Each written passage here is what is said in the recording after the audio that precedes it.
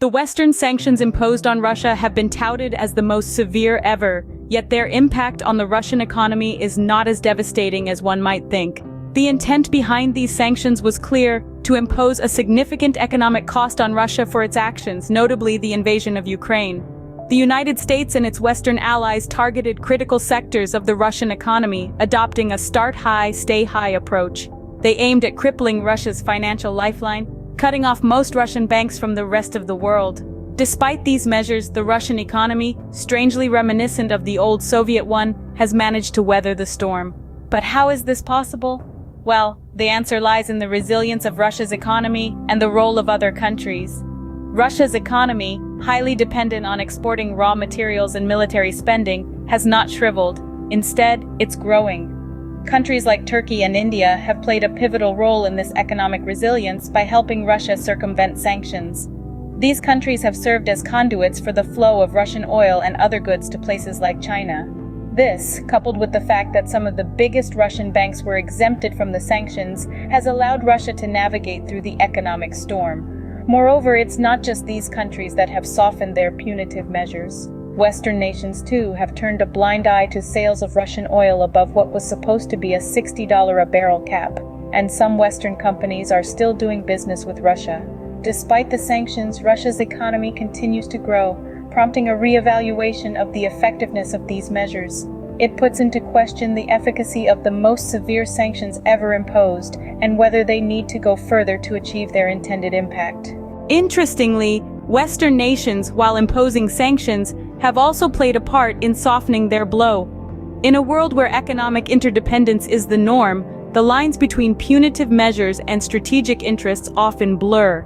Let's delve deeper into this aspect. Western nations, in an attempt to penalize Russia for its actions, set a cap on the sale of Russian oil at $60 a barrel. However, it seems that this cap has been treated more as a suggestion than a rule. There have been instances where a blind eye has been turned to sales that exceed this cap. This not only undermines the sanctions, but also inadvertently aids Russia's economy. Moreover, while most Russian banks were cut off from the rest of the world as part of the sanctions, some of the biggest ones were exempted. The reasons for these exemptions are multifaceted and complex, but they certainly call into question the effectiveness and the severity of the sanctions. Furthermore, business is a game of survival and growth. Some Western companies, despite the sanctions, have continued their operations with Russia.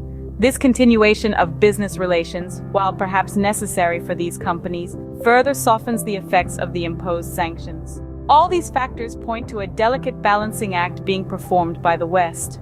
On one hand, there is the need to exert political pressure on Russia to dissuade it from its current path. On the other hand, there are economic interests and realities that cannot be ignored. This tightrope walk is not without its challenges, and the outcomes are far from certain. It appears that a fine line is being walked by the West, balancing political pressures with the intent to curb Russia's actions. Some believe that the current sanctions need to go further to effectively thwart Russia's war machine. This sentiment is growing louder, as the impact of the sanctions seems to be less severe than intended. In order to truly disrupt Russia's economy and halt its military operations, experts suggest that we must address the loopholes in the current system. As it stands, certain exceptions allow banks to continue processing Russian energy transactions, effectively mitigating the impact of sanctions. These transactions are a critical lifeline for Russia's economy, providing much-needed funds to fuel its operations. If we want to cripple Russia's war machine, these transactions must be stopped. This brings us to an audacious proposition for President Biden. Experts suggest that he should issue an ultimatum to banks involved in these transactions: stop dealing with Russia or risk losing access to the U.S. financial system. It's a hardline stance, but one that could potentially deliver a significant blow to Russia's economy.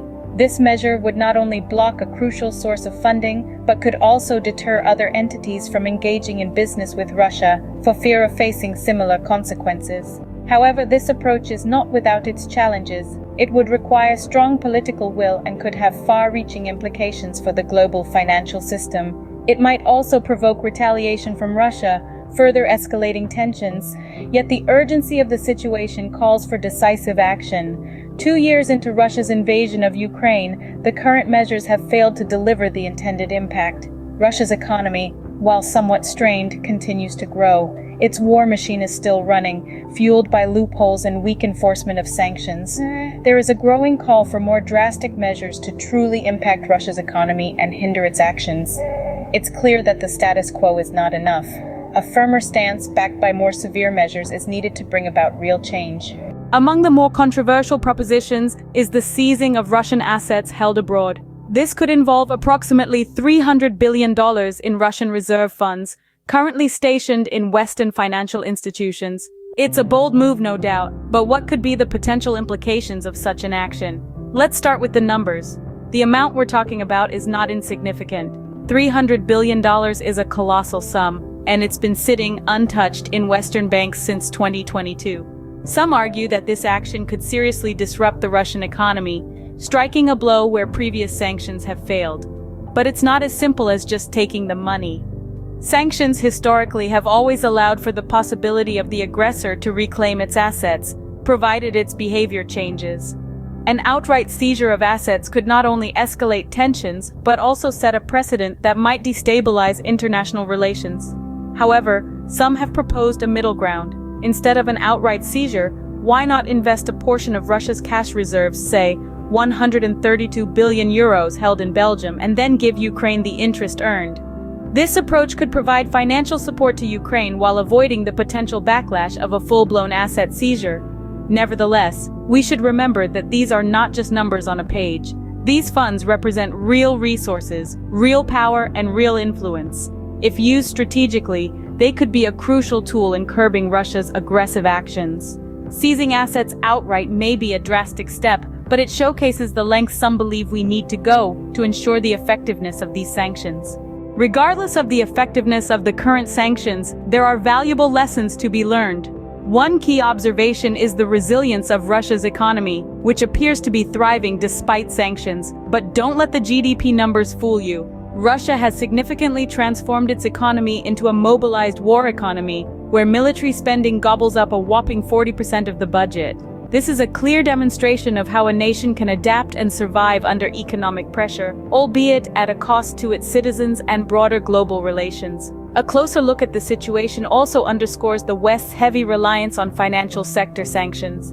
Historically, these have been effective tools, but their impact on large, globally integrated economies like Russia and China is more challenging to ascertain. The United States and its allies have become accustomed to wielding these sanctions like a sledgehammer, but their effectiveness on such large economies is akin to using a sledgehammer to crack a nut. The current geopolitical climate calls for a shift in focus. It's time to reconsider the approach and aim for precision rather than brute force.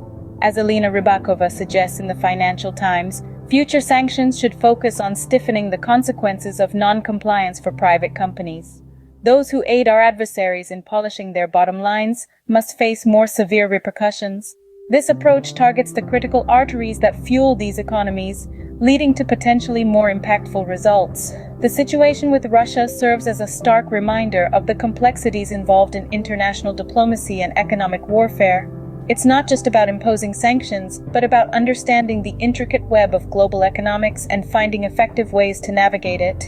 As we continue to grapple with the impact and effectiveness of sanctions, it is crucial to adapt our strategies and learn from our experiences. The world is ever evolving, and so too must our approach to maintaining peace and stability on the global stage.